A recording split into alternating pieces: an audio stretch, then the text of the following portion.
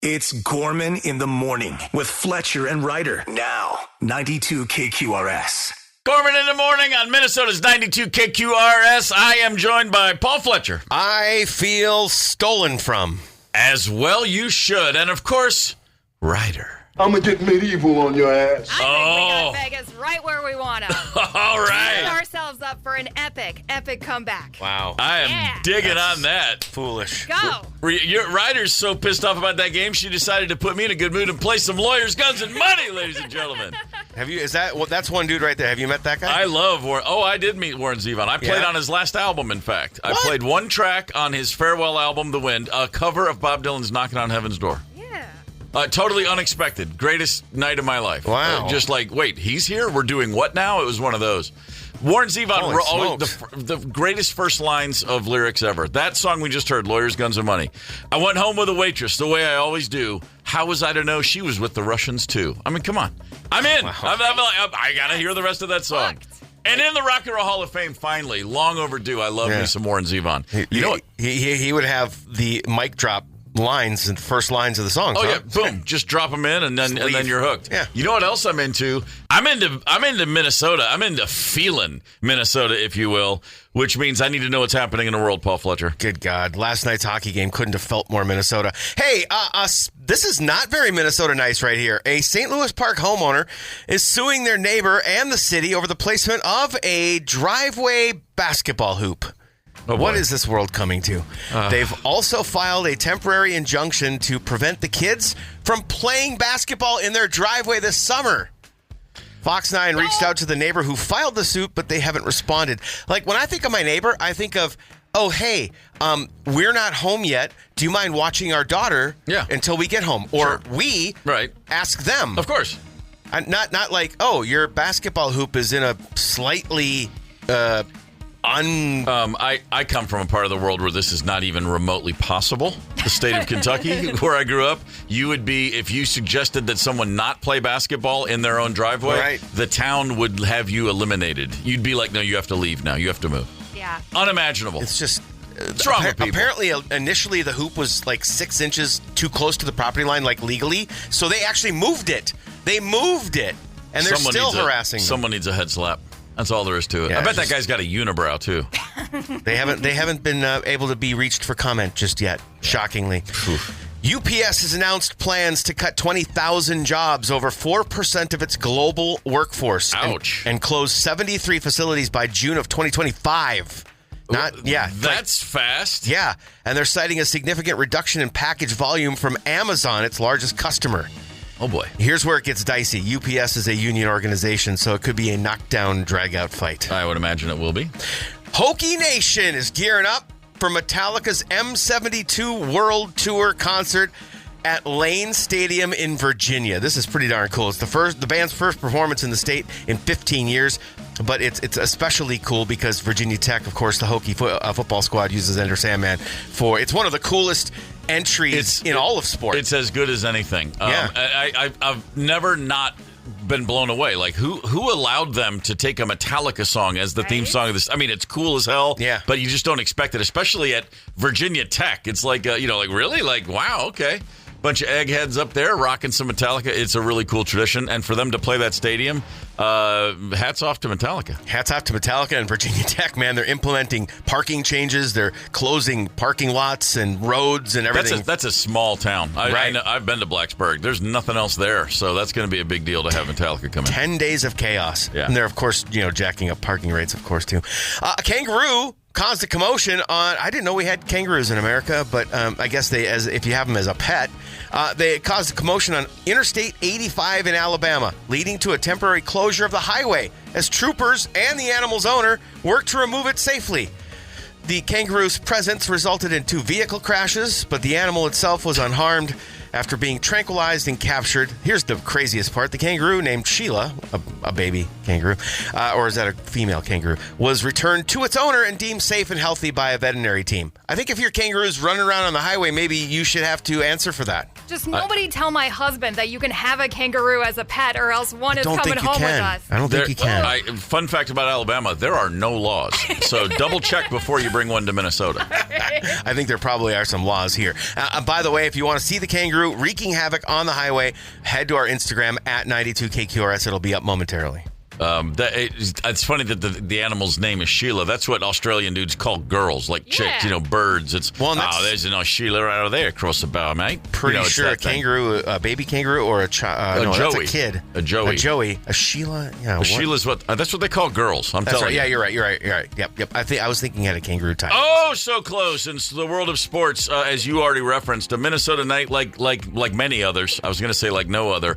Boy, the Wild had it, and then they lost it. A goal with a minute 13, I believe, on the clock. Ryan Hartman with a beautiful play, overturned on an overtime call after instant replay. They tried to get him for kicking it in. That didn't work. And then they were like, well, check for offsides. And then it was offsides. It was upheld by the video. Goes to OT. They drop it. This was a very, very brutal game. The gut-wrenching shorthanded goal in the first period, that's bad enough. But then they got back and tied it up immediately. Within 10 seconds, it was back to draw. And then just another great game, though. I mean, very evenly matched teams. The Wild are going to be feeling this one, but all is hardly lost. I mean, they are standing toe-to-toe, skate to skate. Every chance they'll win Game 6, and then it just comes down to a final game, and we still have the better goalie. Doesn't matter if they're standing toe-to-toe or not. They lost. The first goal is unacceptable. Yep. You have you're on a power play. You've got 3 guys on Jack Eichel, and you leave the other dude just standing there. Hey, William Karlsson, you want to just tap this thing into an empty net? Sure, go ahead. Why not? It just can't happen. And this is why we're Minnesota. Epic comeback. That's exactly right. I hope so. That's exactly right. The Minnesota Twins lost. The Magic's over after a 4-game winning streak, dropping with a 9th inning home run 2-1 at Cleveland after a 3-hour, 10-minute rain delay. Yeah. The Vikings have locked down Andrew Van Ginkel for another year, a 1-year extension worth $23 million. 22.4 of which is guaranteed. Why not just give him the extra $600,000 and say it's all guaranteed? What's that? I wonder what that is. Nice season for Van Ginkel after he came over from Miami. And finally, the Timberwolves can eliminate the Lakers tonight. Do it. Anthony Edwards said after they won Game 4, he told the team in the locker room, we have the toughest game we'll ever play coming up next. An arena full of people against us. We're the organization that travels. Our backs are to the wall in enemy territory, and a whole bunch of other cliches just like that. Bring your ass. Let's do it. There it is. Bring your ass, LA. Don't be the Wild. Get out there early. Hit them early, and then just bury them in the fourth quarter. Lakeville, Minnesota. Good to have you with us this morning. Is it? It is Lakeville. Wow. No, hometown. Shout out McStop. Good morning, everybody. Rolling into McStop right now. Right on. Lakeville's very own Ryder, right here on Gorman in the Morning. Hey, we've uncovered something that's actually even more annoying than paying it forward. You're walking into a coffee shop or you're in the drive-thru and the clerk says, oh, the person in front of you paid for yours. Would you like to pay it forward and cover the person behind you? And that happened to me one time at a Starbucks drive-in. And I said, I'm sorry, what? And the guy said, oh, the driver in front of you paid for yours. And I said, okay, great, thanks. He's like, do you want to pay it back? And that's the end of the story, right? Yeah. And you got a free coffee. Well, and I said, okay, cool. He goes, do you want to pay it forward to the person behind you? And my answer was, well, what did they order? And the guy looked at me like I was being a jerk. And I'm like, well, I just got a coffee. The guy behind me could have had some sandwiches. What the hell is this? It's the silliest thing. How about instead of paying it forward, how about just be cool to everybody all the time? Right. Yes. How about let people in when they put their turn signal on? How about when someone's waiting to get sugar and cream, you get yours and get the hell out of their way? How about that? Yeah. I like it. That's paying it forward to me. That's what I prefer. I would agree 100%. I've had it done to me before where you just, no questions asked. They just went, here you go. But the person didn't say, do you want to pay it forward? That's the part that shouldn't be there because this is a thing of goodwill. It's not a peer pressure thing. Well, to me, someone finally is getting back at the world of pay it forward. What is happening? It's the updated version of Dine and Dash, basically. This is hilarious. A woman on TikTok said she's at a Dunkin' Donuts and she pulled up and the guy at the window said, hey, the guy who just left said you were going to cover his drink. Ooh. And she's like, what are you talking about? He goes, he said you were going to pick up his, which would be paying it backward, apparently. She said, and by the way, why is the guy in the window accepting that? You don't have any proof. You're nuts to believe that a dude is like, oh, the woman behind me is paying for mine. I think that's pretty great. Happen. She said, and then she posted on TikTok and said, hey, to the random guy in front of me who lied to the employee, I hope you have the day you deserve. They did not charge her for the guy's coffee. The clerk did say, okay, so we've both been taken advantage of. And he let it go. Duped. Unbelievable. But I don't know. There's something about the devious criminal mind that always just appeals to me and that stuff. Like, I wish I'd thought of that. I don't want to do it. I'm not interested in breaking what do we say? Unspoken, unwritten social mores and rules. Especially for a $4 Dunkin' Donut coffee. Yeah, no kidding. Have you ever? It's kind of funny. Have you ever plotted out any other crimes in your head? That's kind of what I do. Just in your spare time? I constantly am aware of I could probably get away with that. And then I go, no, I couldn't, but it'd be fun to try. Have you crafted the perfect murder yet? Yeah, but I have to go back in time like 140 years. Oh, crap. I got to get back before fingerprints. Then it's easy. Okay. Yeah, that would be easier for sure. All I need is like 100 acres and a couple guys and a good shovel and no fingerprints. And yeah, we can totally do that. Dude, I have the best shovel, man. I thought you were going to say you have the best murder caper all worked out.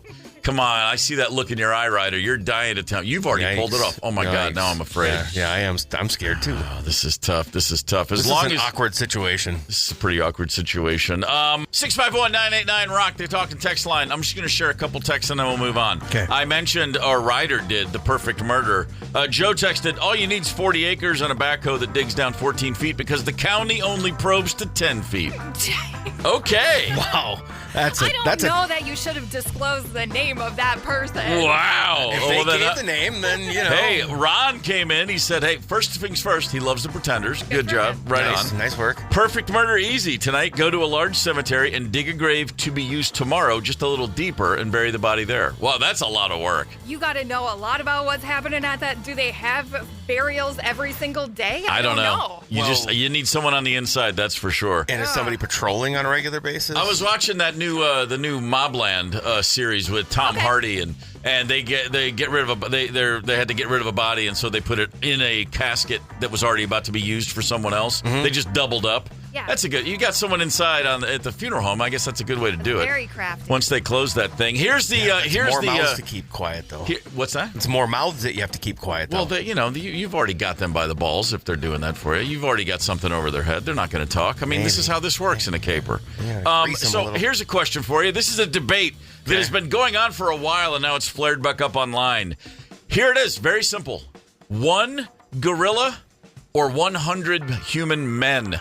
Who's winning that fight? 100 men versus 1 gorilla. And this has been going back and forth online for a while now. Every few months it flares up again, and now it's just time to really dig into this, I think. Yeah, there was an article in Rolling Stone. Yeah. Like, this thing's going crazy. Rolling Stone covered this? Yes. Wow. I didn't see that. 651-989-ROCK is, can 100 men take down 1 large Silverback gorilla? Okay, so question. Yes. Do we get to pick the 100 men? Are they like all Andrew Van Ginkel, or is it just a random selection of 100 dudes? Like random, all ages, shapes, and sizes? I think the only way to make this make sense is it has to be random. It's just a lottery. You just call out, birth dates or something, and the first 100 guys that It's like the draft back in the old days. Okay. Not the NFL draft. It's like the Vietnam draft. The other thing, too, is call out the numbers. Do they have nothing to lose?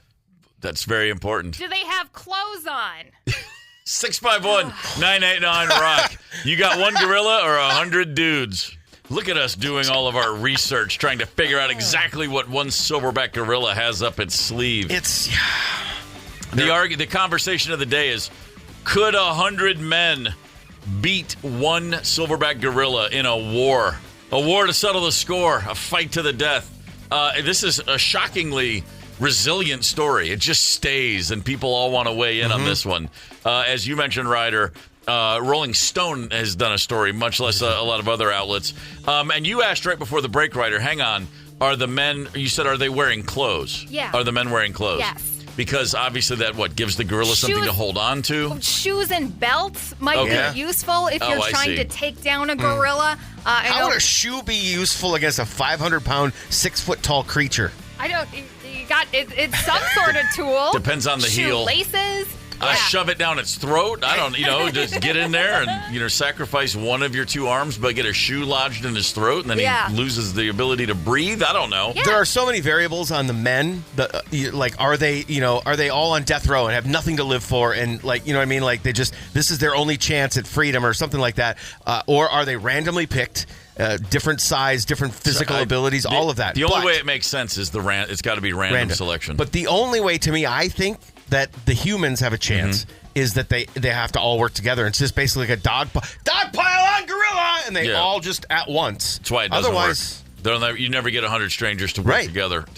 You have to, or it's this. You have to look at. There's going to be that thing where it's like the scene in Dazed and Confused. Like my drill sergeant said in Vietnam, half you boys ain't coming back. You're just going to have to look at the room and go, all right, you 27 guys, make your final phone calls. You're going in first. You're probably not going to get out of this room. Then you're going to wear them down. You got to go like ants. You know what I mean? We got to be ants here. Is 27 are not making it out, but the men will win in the end? I think so. I think 27 is a good number. I think that 27. They're going to be. They might not be killed, but they're going to have broken bones. They're going to be taken out of the fight very quickly. Sure. If that gorilla grabs your arm and just pulls really hard, your arm's out of socket. You're not doing anything. How about this? On an article in Bro Bible, one of the writers goes, well, a gorilla's bite force is estimated to be 1,300 psi, pounds per square inch, way stronger than by almost 10 times the strength of a human bite.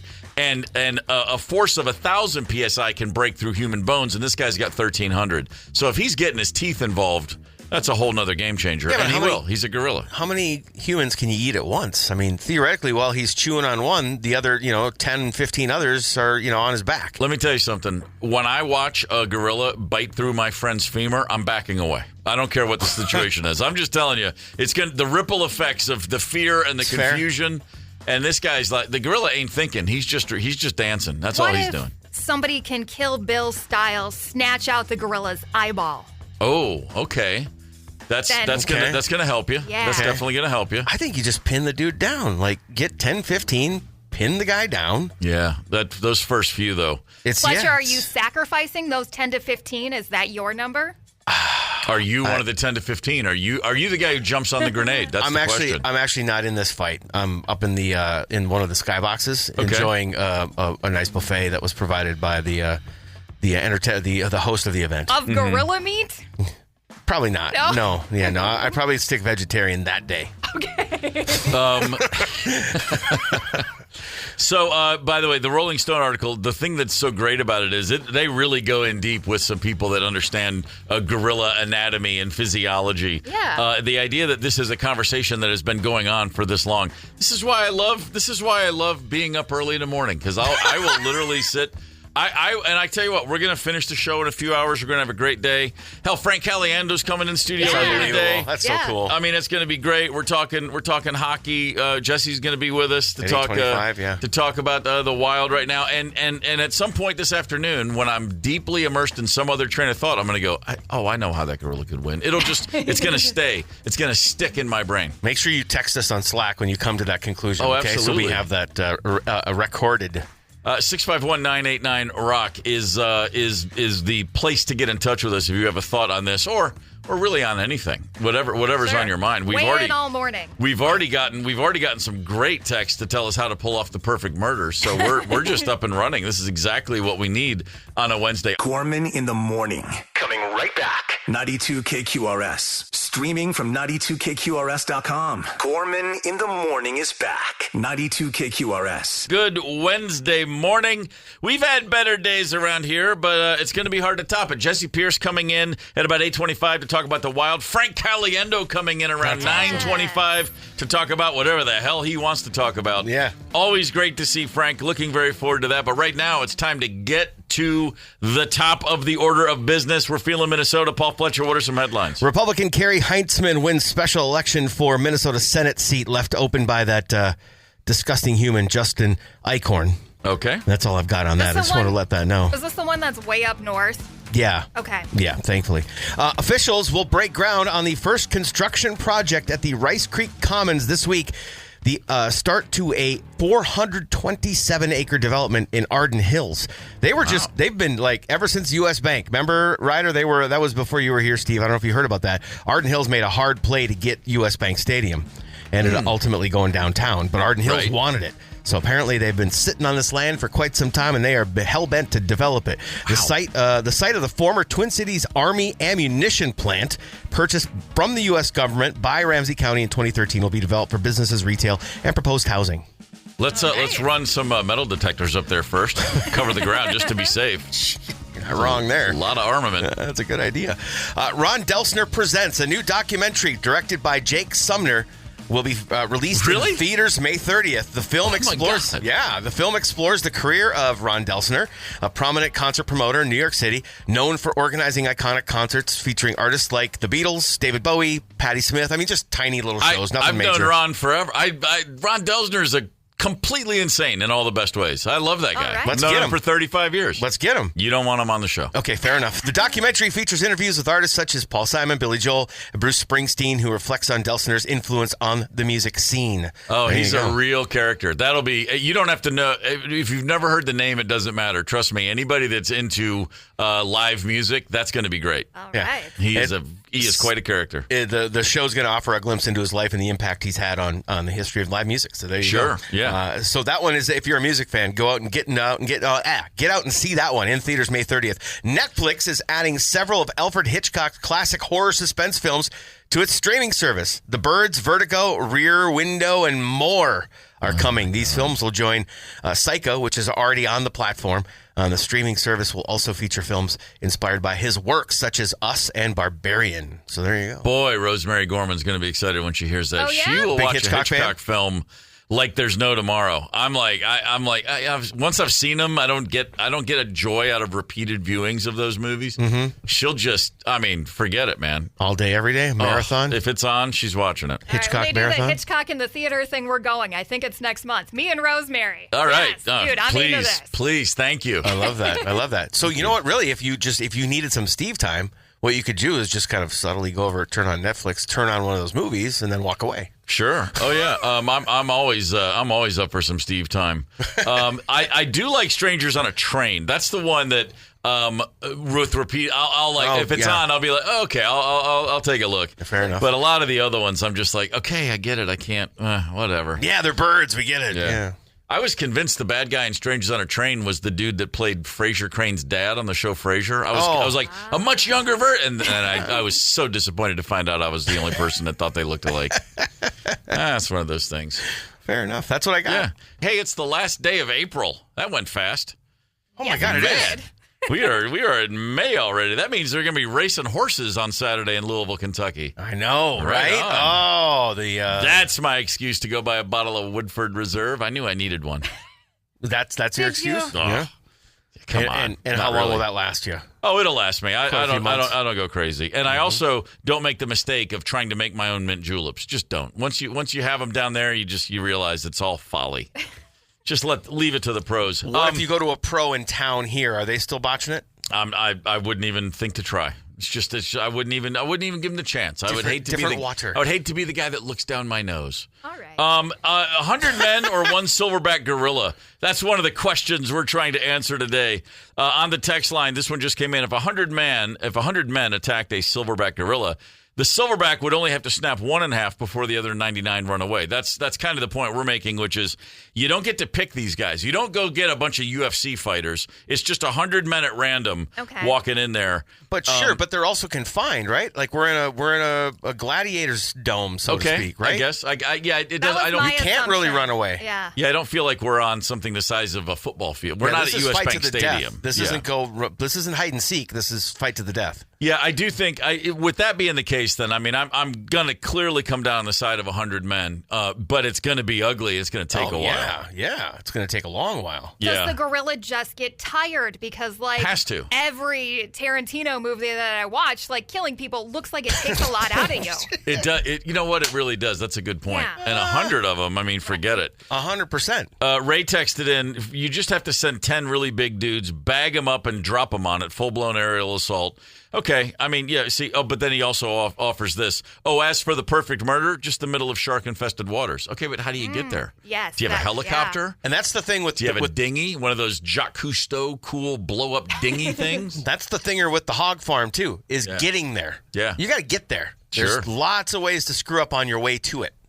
That's very true. You know? That's very true.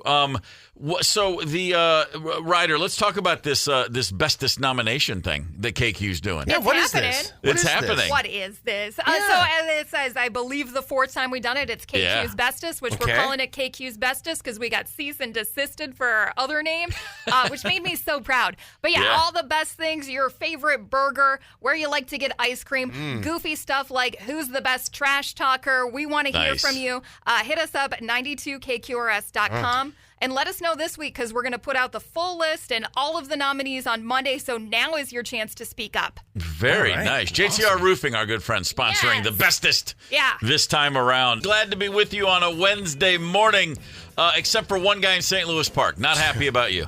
Listen to this insane story. Okay, we've all had neighbors that we had an issue with occasionally. Yeah. If not next door, everybody at least some point in life, there's somebody in your neighborhood, somebody across the street, someone next door that just, rubs you the wrong way, or maybe you rub them the wrong way, or you have a neighborly spat. It usually goes away. It's not that big a deal, and you just live with it. Yeah. It's where the old line, fences make great neighbors comes from. Yeah. That's right. In St. Louis Park, a young family moved into their home a few years ago, and they thought, you know what? Let's put a basketball hoop out in the driveway. Got two young boys. We'll go out and play. Good. It's a great thing to do. Summer evenings, I can't tell you the many thousands of hours in my life that I've spent on the driveway basketball hoop, pretending I was all the great players of, I was Magic Johnson, I was Dr. J, I was whoever it was. Me and my friends, everybody has a hoop. Everybody plays in their driveway. Hell, I shoveled snow in order to go shoot at times. Wow, seriously. are you serious? That's a true story. More than once. Wow. Yeah, you're watching hoops. You're cooked up over Christmas holiday. You're going crazy. You want to get away from the parents. You got to go shovel some snow and shoot hoop with a ball that doesn't bounce after 4 minutes. That's life as a kid. We all have these memories. It doesn't matter when you're that age. This family in St. Louis Park had a hoop in their driveway, and new neighbors moved in next door. And the new neighbors were we're a little concerned about that basketball hoop. And so they looked into it, and they found out that the hoop was 6 inches too close to the property line as per city regulations and guidelines. Okay. 6 inches. 6 inches. That's a long ways. So they moved it. They moved the hoop. The family that lived there moved their The family that lived there, hoop. they're like, we're too close. We're going to move this hoop. Yeah. We'll get it outside the 6 inch parameter, whatever it is. They didn't fight it. They were just like, okay, yeah, sure, we'll do this. The city approved them to move this hoop with it's what happens. The neighbor then filed a restraining order against the husband of the hoop family, the Modings, or the people that have this hoop. Okay.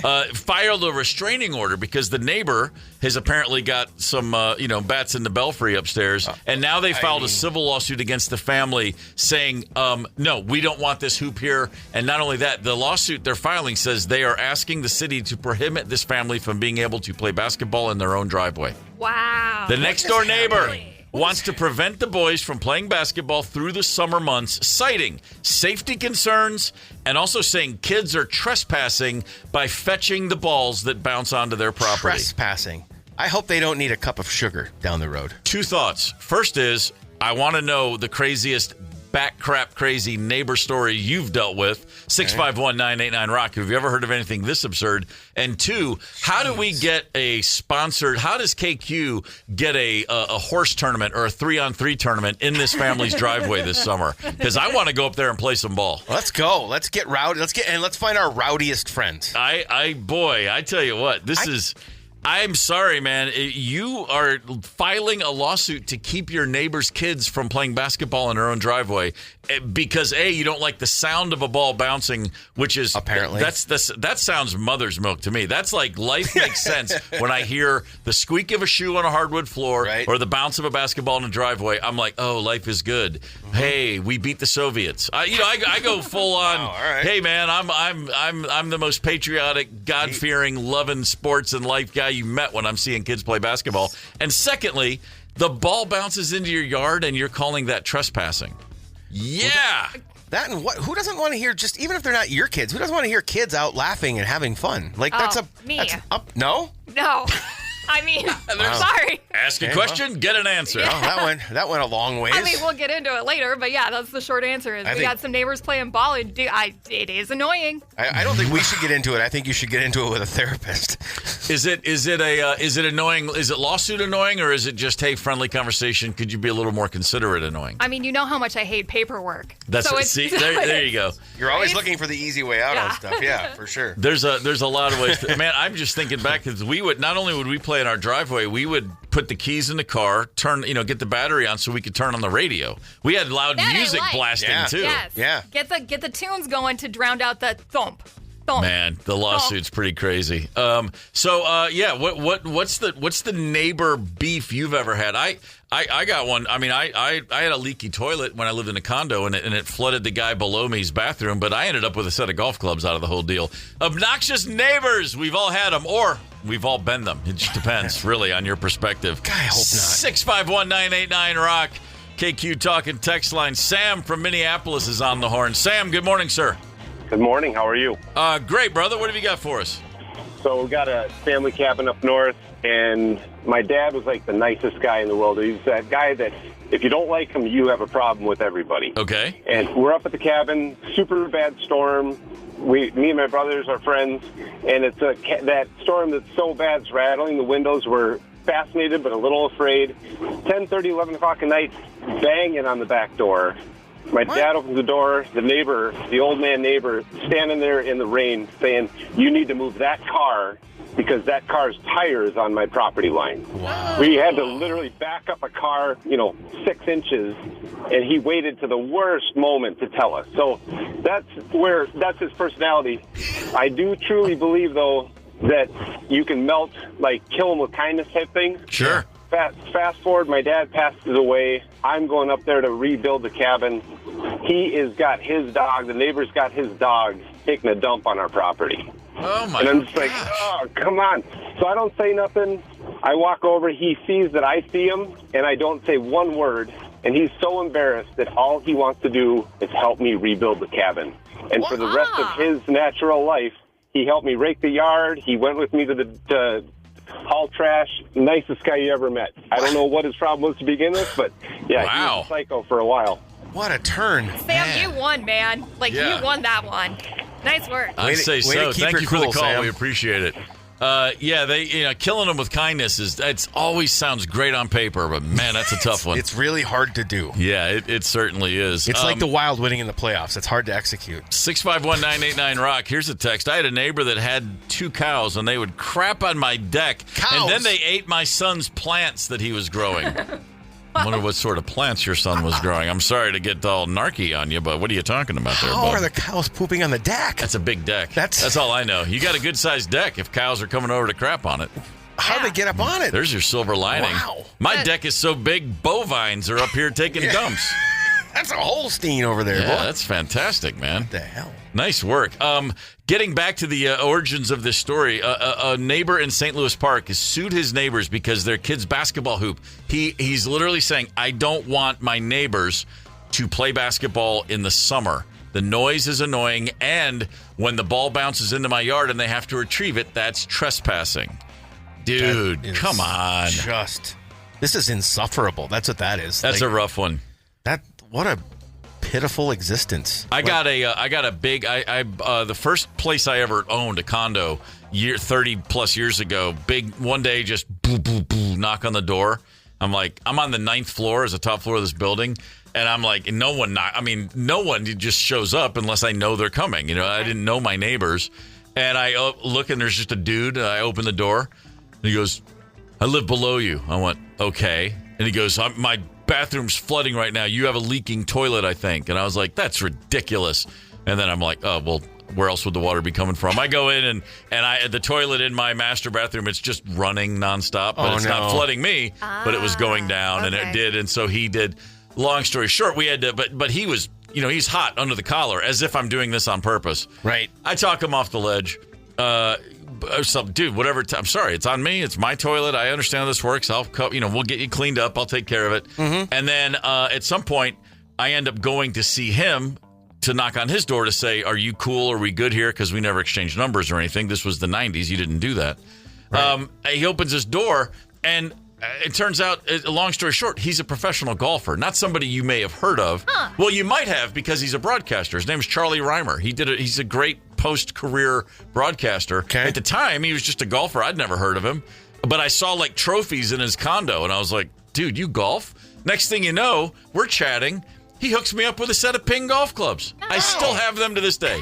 I'm the only person on the planet still playing with an early 90s set of Ping Zings. Nice. And every time I play golf with a new stranger, they laugh at me. Are you those Zings? I'm like, hey, man, I got these things were free. I'm never getting rid of them. Yeah. I re-gripped them 37 times, but I'm never getting rid of the clubs. Came from my busted toilet. But that worked out okay. I had another neighbor that my wife and I were convinced she was in witness protection because she had a little kid, and she and her son, they'd pull into the driveway right across the street from us, and we lived there for 5 years. Never met her, never said hi. She never waved at us, never acknowledged us. When her car pulled in the driveway, she and her son would, all but run into the house. Wow. And then all but run out, get in the car, and drive away. And we had several neighbors after we got to know everybody. We were like, hey, what's going on there? And they were all like, we don't know. And I said to one of my neighbors, what do you think? She's in witness protection? He goes, that's exactly what I think. And I was like, really? Wow. And we never, ever broached, I would wave and say hi across the street with a dog, and she's got a kid, and what kid doesn't want to come say hi to a dog? Right. Nothing? Ever. Never acknowledge. Taking introversion, if that's the word, to another level. It was intense, man. Wow. Pretty intense. That's crazy. Same time frame had my other. This was not. I didn't have no lawsuits, nothing too bizarre. But the craziest neighbor was also in that same neighborhood, and it was a woman who lived alone, and she had a giant old, like a late '60s 2-door convertible, but it was the size of a modern day SUV because cars were so big back then. And she would, in a crowded in-town neighborhood, wash her car probably twice a week outside on the street with a giant sponge, and she would wear blue jean cutoffs and a white T-shirt that would be wet almost immediately. She was a very curvaceous woman. Okay. And she was kind of old school, like a 50s pinup build, if you know what I'm saying, a little thicker than the average, like modern. Long legs. And she would always play like loud jazz and wash her car. And like she was putting on a show. It was like some bizarre burlesque car wash burlesque, thing. Yeah. Oh, well, at least twice a week, all summer long. And every time Rosemary would be like, "That she's doing it again." And we would just look up the street and oh my God. And so one night, we played a gig in town. The Black Crowes played a big festival, the Midtown Music Festival, right down the street from our house. So after the gig, everybody came to our house for the post-gig party. Mm-hmm. It's midnight, 1 a.m. We got 30 people in our tiny little bungalow house. It's a raucous party. Invited the neighbors, of course, because, we don't want to get them pissed off. Right. And all of a sudden, I'm in the middle of this soiree. She's in my house. The car wash girl. The woman. Wow. And she comes over, and it's like the only person we didn't know. And the problem I had, because normally I would have no problem going for someone saying, "Excuse me, you're not invited. I'd like you to leave my home now. You're the strange car wash lady." The problem was I was shrooming. And the second problem was so was my wife. And so we had to find a friend who wasn't and go, "Hey, that's crazy person, get her out of the house." And then I retreated to my bedroom because in my head I was thinking it was going to turn into some bizarre Fatal Attraction moment. I'd never even met this woman, and I was getting all freaked out about the fact that car wash lady's in the house. If you say to my wife right now, "Hey, who's the car wash lady?" she'll go, "Oh my God." We all know what we're talking about. The yellow, maybe was she wearing a leather yellow jumpsuit like Kill Bill? She was. Oh no, that would have been totally acceptable. How did you convince your friend who was sober that you were not the crazy one? You've got this ridiculous car wash lady story, but you're the one on mushrooms. Do you think they even believed you? Oh, they absolutely did. No, it was a good friend. And it was my house. House rules. Was it well documented, the crazy car wash lady, to your friends? We talked about it later. And any neighbors in the house, well, everybody knew about it. It was just the thing. It was just it was just the oddest. And there's nothing worse than when you see a woman or when a dude's doing it too. When someone's trying to be sexy, but they're just not. Yeah. They're overdoing it. Yeah. Or when a guy is trying to, mostly it's when a dude is trying to be smart and you're just like, dude, come on, back it off. Yeah. Back it off. It's never a good look. It's never the flex they think it is.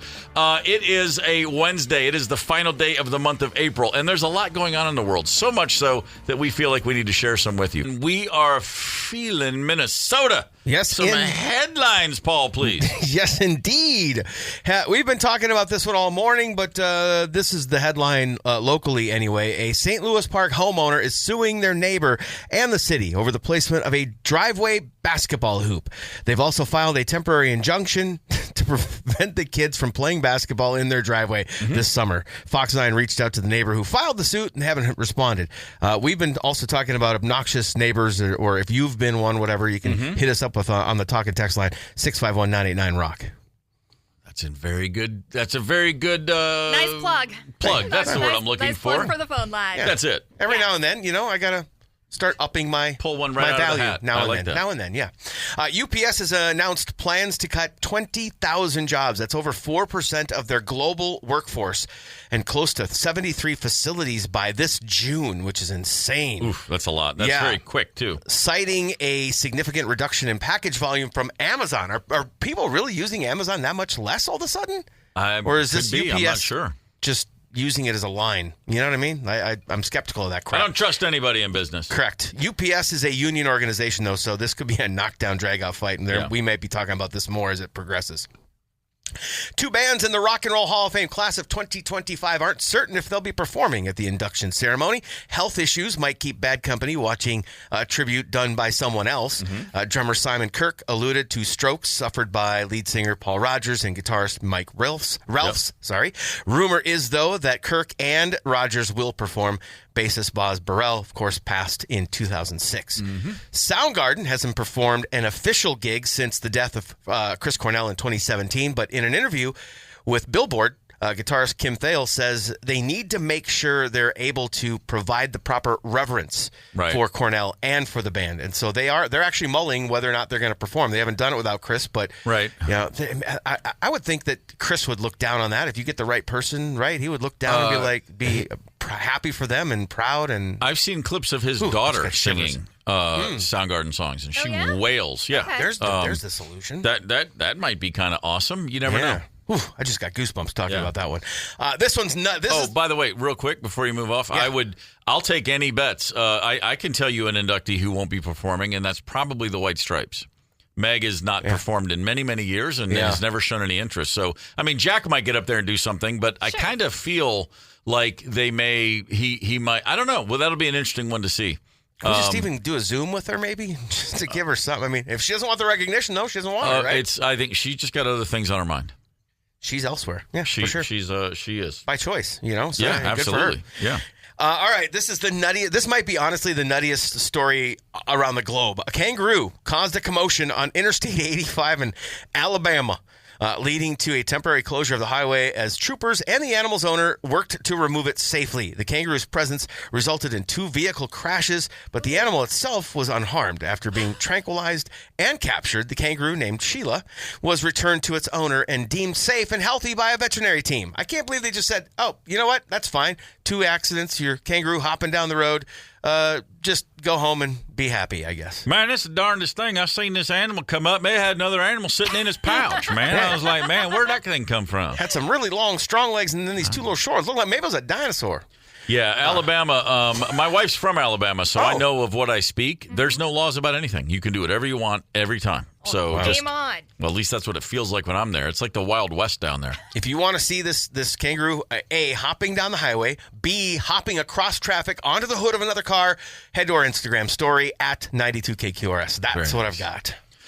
Beautiful. Let's talk about, this one's... No, let's not. This is going to take a little while to get over this one. The Minnesota Wild last night were so close to going ahead of the Knights, the Golden Knights, 3-2. Imagine if they'd won the game last night, they come back to the X for Game 6 with a chance to eliminate and move on for the first time in franchise history. A goal with 1 minute 15 left on the clock in the third period from Hartman was disallowed after not 1 but 2 video reviews. That was the go-ahead goal that wasn't. It's tough because initially there was a concern. The referees called for a review because they thought Hartman may have kicked the puck in. Okay. The goalie for Vegas immediately was, he kicked it. They did the review and said, no, he didn't. It's a goal. And then the Vegas coach, they have a coach's challenge. He used it there. hoping to God maybe Nyquist was offside at the beginning of the play, and then the video review turned out that he was by 3/4 of an inch, basically. No. I mean, just width of barely. a skate blade, basically. Yeah. Unbelievable. The challenge was upheld. The goal was overturned. It went into overtime, and then the Golden Knights were able to get the game-winning goal. So close. But, again, I know you are just a long-suffering Wild fan, a long-suffering Minnesota sports fan. Yeah. The series has been great up to this point. Every game, the Wild have been not just in the games. In a couple of these games, they've been absolutely dominant. Last night, they had their chances. They did early in the game give up a shorthanded goal. There's a lot of things. There's a few little screws you can tighten. All is well for Game 6. It's going to be back at the X. Hope springs eternal. I'm tired of close but no cigar. I'm tired of moral victories. Setting us up for this epic comeback. We need some kind of Herb Brooks, like John Hines, give a great locker room speech, and there we go. Mm-hmm. We can do it. I can't wait. Okay. I can't wait for that moment to happen. Yes. It's right around the corner, baby. Okay. A week from now, we're all going to be. A week from now, we're going to be going like, remember the Golden Knights series? That was awesome, wasn't it? The Minnesota Vikings have locked down Andrew Van Ginkel, a 1-year extension for $23 million. A great season Van Ginkel had. My man is a Rock Valley, Iowa native. Rock Valley, Iowa. What a cool sounding town. That's a good spot. Where are you from? Well, Rock Valley. And then you got to add Iowa. Yeah, I know. Like, you'd think it would be like, that's what Rock you would Valley, expect. California? Or like, hey, Geezer Butler, where are you from? Oh, Rock Valley, isn't it? But no, it's Iowa. It's northwestern Iowa. It's basically South Dakota. Yeah, I know. Wow. I'm familiar. Oh, are you really? With Rock Valley? Yes. Yeah. Horrible drivers, because I lived in Sioux Falls. Oh, that's right. Yeah, that's right. That's right there. Yeah. The Timberwolves can eliminate the Lakers tonight. Game 5 in L.A. Just get ready for a lot of Lakers free throws. I'm just saying, those refs are going to be leaning towards the purple and gold tonight. That's how it rolls. They're going to have to earn it, is what you're saying? They're going to have to earn it faux show. Hey, that's our sports for the day. We want to give a quick shout out to White Bear Lake. It's a lovely town. Old White Bear Lake. It is very nice. Right around the corner. It's a stone's throw. Have you ever done the old downtown area? Yeah. It's awesome. We had lunch there. It's great. Absolutely fantastic. Gorman in the morning. Coming right back. 92 KQRS. Streaming from 92KQRS.com. Gorman in the morning is back. 92 KQRS. Gorman in the morning with Fletcher and Ryder on Minnesota's 92 KQRS. And now we're joined. Oh boy, this is going to be tough. We're going to be okay. Jessi Pierce, the Chad Kroger of hockey coverage, in studio with us. Jessi, what in the living hell happened last night in Las Vegas? Oh, my goodness. Throughout the entire series, I loved the way that Minnesota played. Last night, not necessarily the case. An unfortunate gut punch. Ryan Hartman's goal called back after not one, but 2 reviews. One official coach's challenge. That was hard to get over. That sucked, to say the least. How long, watching it, did it feel like that was an hour of your life? Yes, absolutely. Like, just incredible. Like, the kick, I was pretty confident that the official review of whether that was kicked in was going to come back. I'm like, I don't think so. I think he kicks Aiden Hill's stick there in the crease, but I don't think he touched the puck. So that comes back, and you're like, yes. And then they say, okay, Bruce Cassidy wants to challenge offsides. And I was like, no, because sometimes throughout the course of the regular season, I've said this, I feel like they throw out offsides challenges just because you can, just kind of willy-nilly, right? Because odds are it probably did happen before the play. Gus Nyquist, who was offsides in that situation, had nothing to do with that play as it unfolded. He did not touch the puck once. Frustrating end. I mean, again, it's not all hope is lost, but that's really hard to come back from. Losing a game that we should have won, on top of the fact that we gave up a shorthanded goal early in the game. That was an unacceptable disaster of a goal. It wasn't great, but John Hines tried to throw out the 5 forwards again, which he had tried a couple times throughout the regular season. I don't care what position you play. You've been playing the game your whole life. You know how to cover a guy. Maybe don't have 3 forwards converge on one shooter. God. Yeah, that's ideally not the situation. So in a game where you get, I always feel like if you go out and you just get if someone just slams you, they just outplay you and out-hustle you and outwork you, it's easier to bounce back from that. Oh, we got our asses kicked. Let's regroup. A game last night where it's these minuscule mistakes and mental errors, that almost can seep in, it seems to me. Are you concerned about them getting their heads back around for Game 6? I mean, yes and no, right? This team has had to be mentally tough throughout the course of this entire season. Right. They kind of get thrown curveball after curveball after curveball. But this is it feels very deflating, right? Again, they've played so well in 4 of these games. And I'm not trying to say that they were horrendous. They were able to come back in. They were able to climb their way back in. Again, in Vegas, a very difficult building to play in. But there just has this different aura around it. It feels very deflating. Now, good news is the home crowd was tremendous in the 2 games here in St. Paul. Hopefully they use some of that momentum. And it's not over. They need to win. I think Brock Faber's quote post-game yesterday was absolutely perfect. Like, we need to win. They haven't beat us yet. We need to win this game. So, unfortunate circumstance that they are down in the series, facing elimination. But John Hines has been good to get the guys rallied, so we'll see. That's very true. Jessi Pierce is in studio with us on Gorman in the Morning. Shocking to see Fleury on the ice in the third period. Is Gustafson okay? What's the story? I did not catch if there was an update post-game. He was sick randomly, which is incredible because he played 2 fantastic second periods. He kept that score from being 4-1 easily. And then for Fleury to enter in the third period was a bit of a shocker. That's 2 weeks since Marc-Andre Fleury has played. But you got classic vintage Marc-Andre, too, where he's making his glove saves. He's flashing the leather. Hopefully, with it being an illness, Gus has been able to get some rest and is back in action for the game Thursday because, again, suffice to say, he is the difference maker for Minnesota in the series. Before last night, Fleury was tied with Patrick Waugh and Brodeur, 17 postseasons. He's now played in 18. He sits alone on the list of goalies who've played in the most postseasons. That's pretty awesome. Yeah, I mean, let's just add it to the list of the guys. There's nothing. I mean, seriously, greatest goaltender of all time. I don't care about the lists. I don't care about. I mean, I guess you can make an argument for a couple of other guys, but he's right there, top 3, top 5 all time, and it's not. And then you take into account just being one of the greatest humans to walk the planet. He just doesn't get any better than that. I don't often say this. I don't do the pedestalization that often, but we've just been lucky to have him here. Yeah. I've said that before. I'll say it again. So fortunate. Fans have to be so excited about that. Do you think John Merrill slots back in again? Probably not. Now, I didn't disagree with the decision to put John Merrill in instead of Zeev Buium. I think Zeev Buium was looking every bit of 19, right? That's not a discredit to him. He is a young rookie defenseman and was asked a lot to enter into the playoffs against Vegas, a huge team, right, and make his NHL debut. But you could tell in Game 4 when he was getting limited ice time, when he wasn't seeing the ice in overtime, that they were probably going to make a change. And John Merrill has been very serviceable throughout the course of this season. He's been coming in. He's been fine.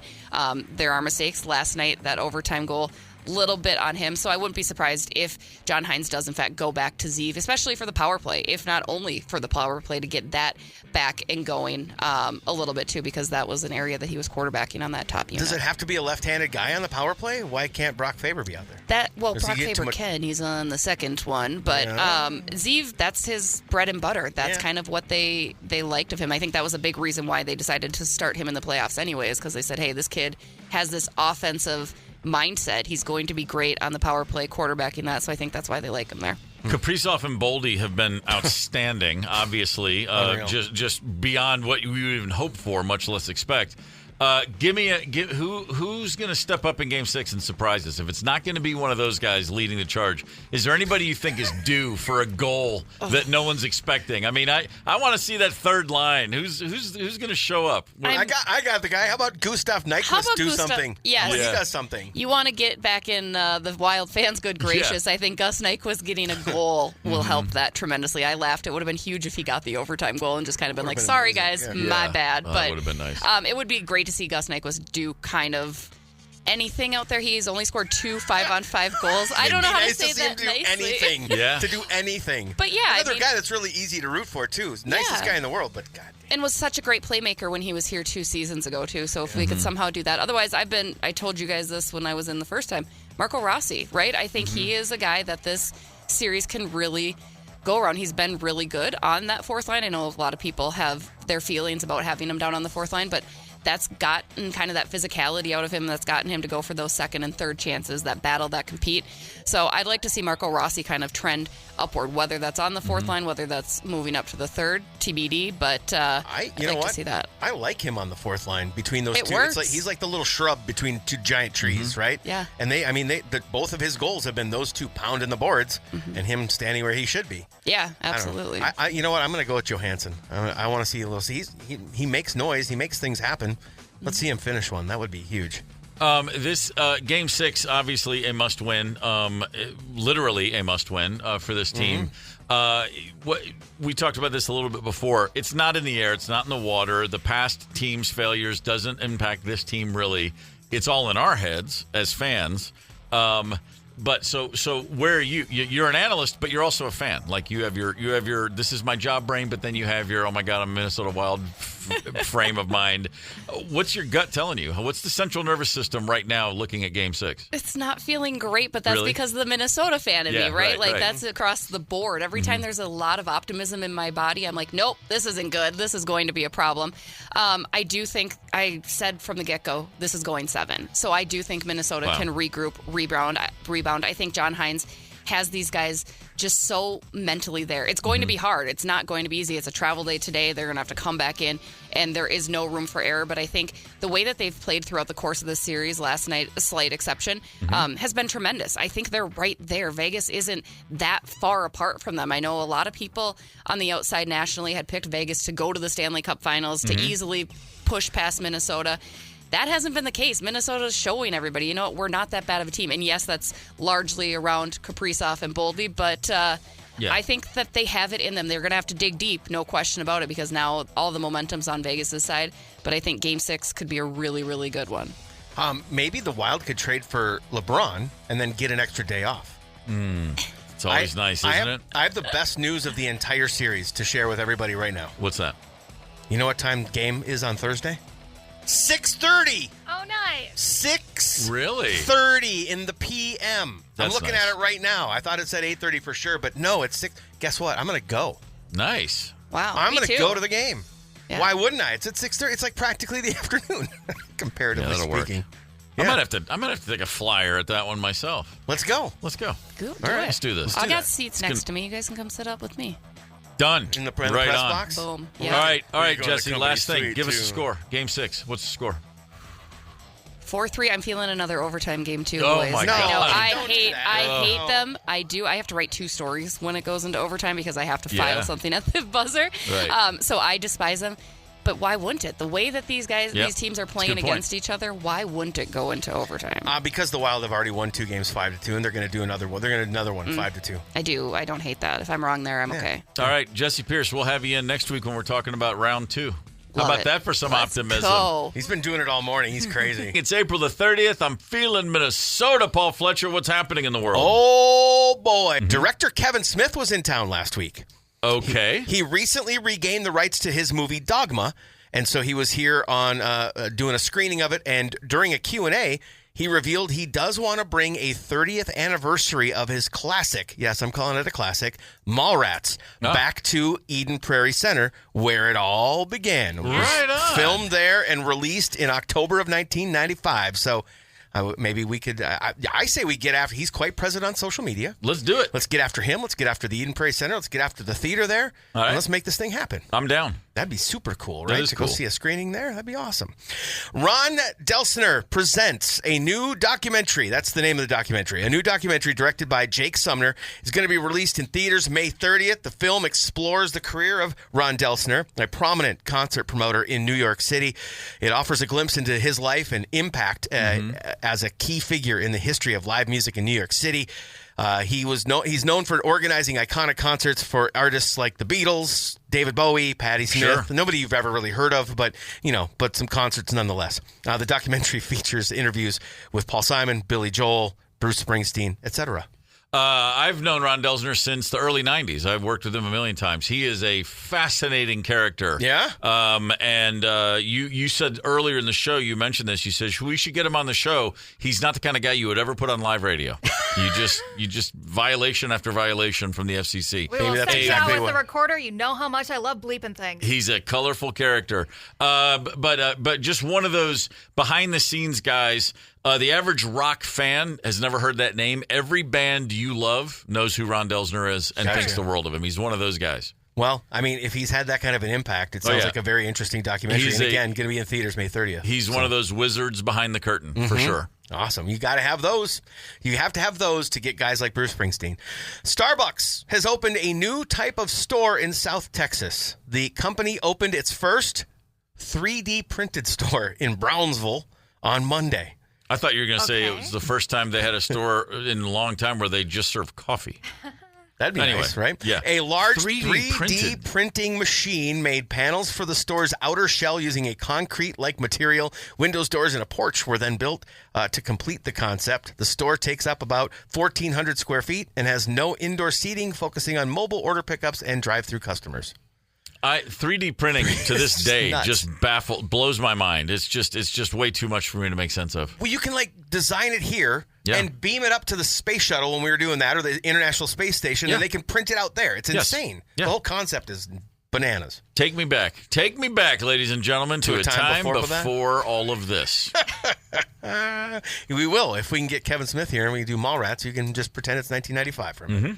All right. I was totally happy in the early 90s. I'd say, technologically speaking, I was great in 92, 93. I loved it. Oh, when you were in a huge band and touring the world? No, but that didn't suck. But I mean, just, you still had to collect calls from truck stops. I mean, it all made sense. You know what I mean? You didn't get information right away.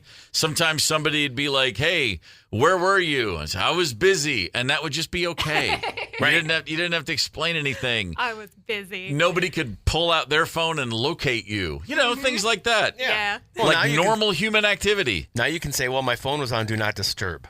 Although that's a little more insulting than I was away. Look, I'm the kind of guy who somebody told me once, hey, because I can't stand talking on the phone. There's a moment when I just recognized in the middle of a conversation, this has to end. We've gone, and I just like to get off the phone. And someone said, and I did the thing where sometimes I'll just hang up, and then I'll be, I must have lost the signal. And a buddy said, no, don't hang up. Just switch it on airport mode, because then what the person you're talking to, their phone says call dropped. And then it does the job for you. Like, trickery. Oh wow, they really lost the signal. And so anyway, if you're talking to me and it just disconnects all of a sudden, I'm just letting you know I hit airplane mode. And I can't decide which is sneakier. This way that you're getting rid of people on the phone, or your plan to murder everybody. Well, the airplane mode's easier to pull off. Yeah, way easier to pull off and way less backlash. You know what I mean? Yeah, you're not going to jail for that, probably. Unless your neighbor sues you over it. Well, that's possible. You never know. Gorman in the morning. Coming right back. 92 KQRS. Streaming from 92KQRS.com. Gorman in the morning is back. 92 KQRS. Guns N' Roses right there. A perfect song to play as we welcome to the studio the Axl Rose of stand-up comedy. Wow. Francis Albert Caliendo. What's the Francis Albert? What's Sinatra-esque. Is that what it is? Because I hear that, like, you're not the only person who's ever done that. And some people just call me Francis Albert. The chairman of the board, Francis Albert. Go ahead, make the change legal. Make it official. When I was in Vegas, people started about Frank's back in Vegas when I was doing a show. There were not nice. There's some of my own people did not want that to happen, if you know what I mean. Frankie Calamari, that's what we're talking about. Things are not going to be good here, right? Let's not pull any of that stuff. Yeah, they're like, we can't do that. And do you have blue eyes? Yeah, even worse. So. Yeah, right. Frank Caliendo's at Acme tonight, but if you don't have tickets, you're not going to see him because that's how that works. But you still got up and you still came in. Yeah, you're a good friend. I think last time we might have only had a couple tickets. I believe in this whole thing of when people help you out, the idea is to come around, and I don't want to call it payback, but you've helped me out, so to come in here was something, and people who couldn't get tickets this time will know next time, and I'll try and get in earlier next time type of thing. So that's exactly how that works. Yeah, not everybody understands that though. No. There's a lot of missed connections out there, if you will. Yeah. But you leave the breadcrumbs, and sometimes people just don't recognize the trail. Yeah, and I'm call me Hansel. See? It's Hansel and Gretel, man. There it is. I'll tell you what, man. I was John Gruden on that. I was Hansel and Gretel, man. Little spider. It's so great for me when people, if they get canceled, they come back. And Gruden is back. And now he's opening up boxes. For people who don't know, John Gruden specifically, he was at the time the youngest winning Super Bowl coach with the Tampa Bay Buccaneers. Yeah. And they call him Chucky. And the reason they call him Chucky because he looks like that killer doll, man. He does. That's a tough guy. That's a tough kind of thing there, man. So now he's working for Barstool Sports and opening up boxes constantly. And opens up a box. You know what's inside this box? There's another box. Then inside that box, there's another box. This is blowing my mind, man. What's inside all these boxes? He gets in a Chucky doll, man. It's like me looking at me, man. It's just like Inception. You ever see Inception, man? It's pretty good. Leonardo DiCaprio, man. The guy did a tremendous job. You can't tell if he's in the dream or if he's not in the dream or what's going on. But if that top's spinning, I think it kind of clears your mind. My mind, I'm just picturing Vince Lombardi, God rest his soul, if he were able to if he could just come back for one day. Say, hey, let me see what some of the coaches are doing in their free time. What are they working on? Well, that was a concept, not Lombardi, but Madden talking about the current NFL. I was doing that the other night. I was in Wisconsin, and I mentioned Aaron Rodgers, and just the room deflated, like, oh gosh. Yeah. And I said, it's like a fart in church. Yeah, you got a guy that you got the light over here and the darkness over there. This guy's going to the darkness at the darkness retreat. There's no treat if he's there. That's going to be you're going to have a lot of explaining to do afterward. That's just Aaron Rodgers being Aaron Rodgers. Now, I know these tickets are sold out, but I want to make an observation really quick for people the next time Frank comes through town. I'm telling you, you've seen this on TV, you've seen it on Instagram, whatever. Seeing it face to face is a whole nother experience. It is a little weird because people you get more of the nuance of your face and whatnot. So get seats next time and get them up close. And the switching is the thing. The switching from voice to voice is the thing that people always they don't, because you can't tell when things are edited and stuff on television or on social media. So when I'm going from Morgan Freeman to John Gruden to John Madden to Jeff Goldblum, it's surprising to people that it's like flipping the channel. Yes. Ooh, very good. My newest observation on Jeff Goldblum is he's basically a tourist and a tour guide at the same time. Like, ooh, what's that? Ooh, I'll tell you. That right there is what? Let me finish. The Statue of Liberty given to us, the people of the United States, as a gift by the people of France. I wonder this. They say this. Lightning. What? Lightning never strikes twice in the same place. That's what they say, isn't it? Yes, of course. Go on. But I wonder if the Statue of Liberty has ever been struck by lightning. And guess what? It has over 500 times. Ooh, proving that to be completely wrong. Ooh, and guess what? Lady Liberty will find a way to survive. They brought it back to Jurassic Park. I did it. Very good. How long do you have to study somebody to really feel like to your standard? Oh, it's constant because they're always getting better. But if I can't do the impression dead on, I try to turn it into a cartoon character. Right, sure. And that makes it funny. Yeah, 100%. So just about anybody's within reach as long as I think fairly. I don't do any female voices. Not very good at that. Right. But. Yeah, I think there's something comedically you can do. But here's the other difficult part. When you do impressions, as soon as you say a name, people think you're going to do the impression of that person. I'm like, no, I'm just making a reference to that person. They're like, they're waiting for it to go, and it would go something like this. No, I was just making a reference to a person. So I know you don't have a list written down of check marks before you take on a new voice. They have to have this many viral moments, or they have to be in this many hit movies. That said, what's the last new voice that you're working on? Because I imagine a lot of people hit your consciousness, they hit your radar, and you probably don't even know you're doing it like in a linear fashion. Your subconscious is constantly it's like the Predator breaking it down in front of me like an infrared thing. You're like, am I going to jump on that voice? Is there enough? Will everyone know who it is? I mean, there's like there's a lot. There is a lot going on to it. Movies are better than television because television is so segmented in terms of audience. Movies hit a much broader audience. Yeah. Television's programmed directly to people, although streaming is a little broader broader now and closer to movies.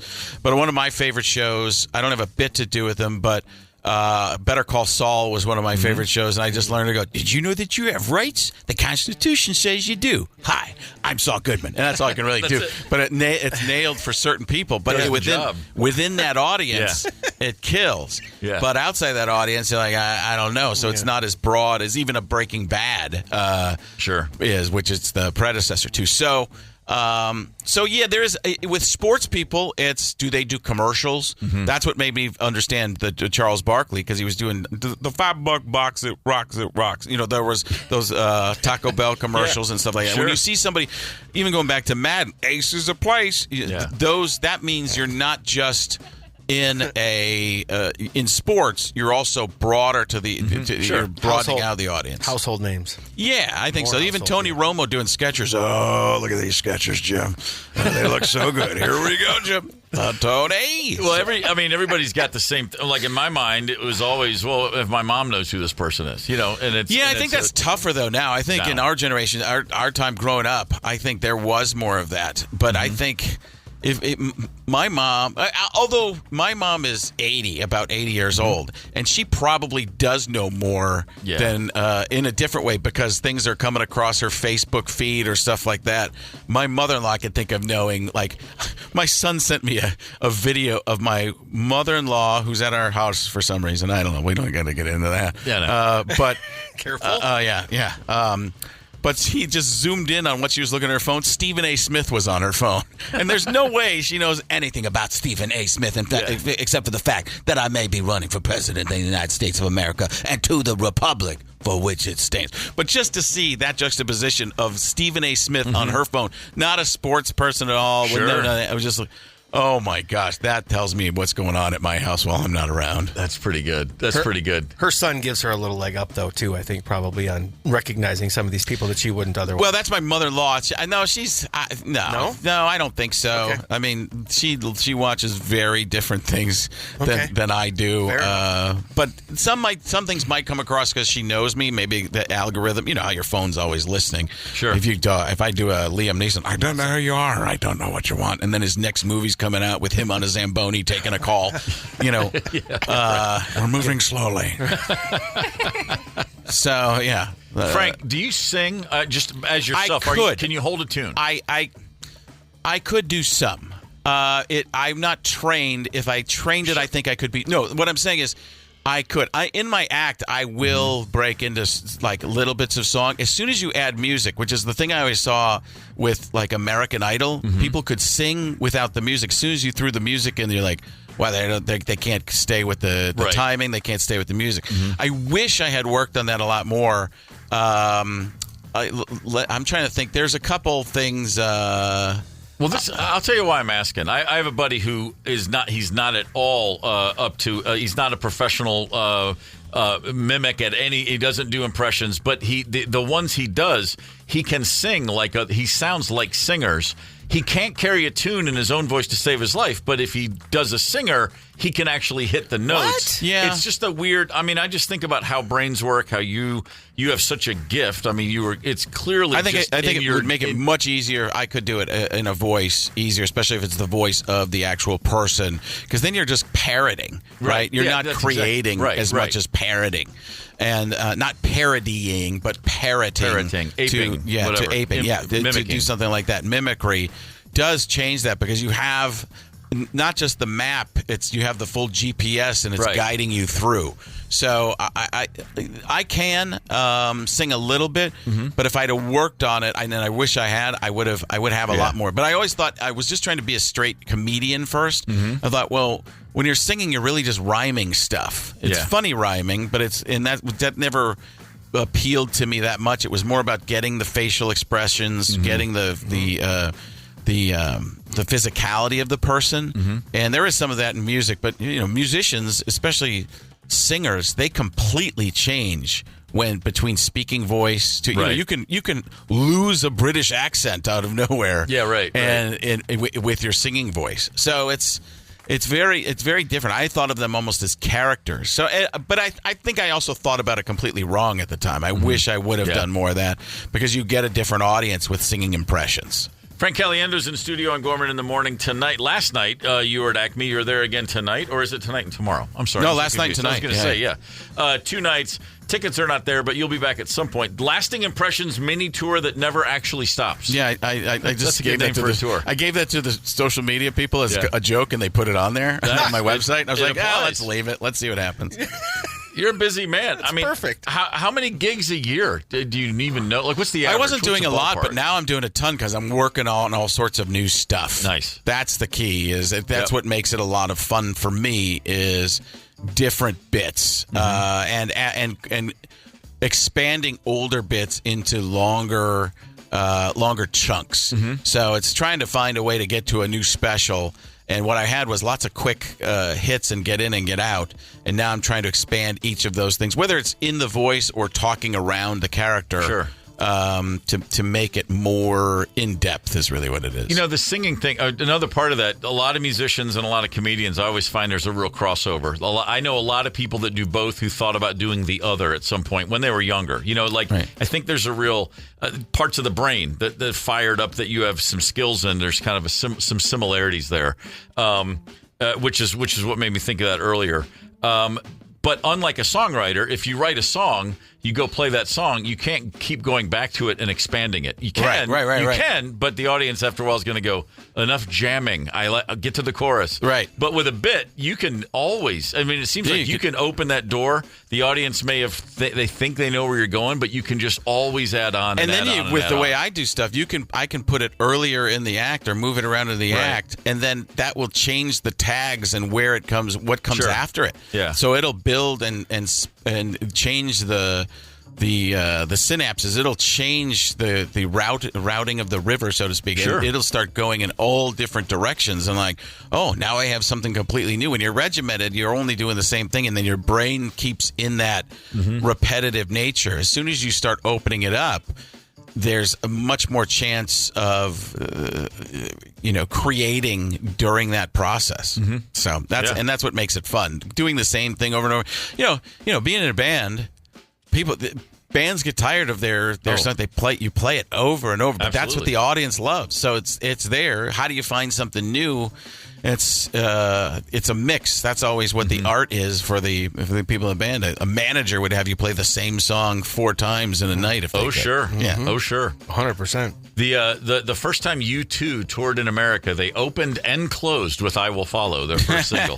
Did they really? True story, yeah. Wow. They would play, and then if the audience was demanding yet another encore, they were like, "We don't have any other songs, so we'll play this one again." What? And at the time, it was kind of like those guys are going places. That's genius. They're not too cool to play it twice. Yeah. See, it's funny that so my daughter is into U2 fairly decently, and the reason because Bono's son has a band called Inhaler. Oh, right, yeah. And she is a massive Inhaler fan. Yeah. It sounds like she's an asthmatic, but which in our family she might be, but she loves this, and she didn't even know it was Bono's son. And she's made my wife take her to Nashville to go see him play in some little, they've gotten bigger because they've opened up for Harry Styles, I think, in Scotland or something. Yeah, for sure. So is Inhaler mainstream now?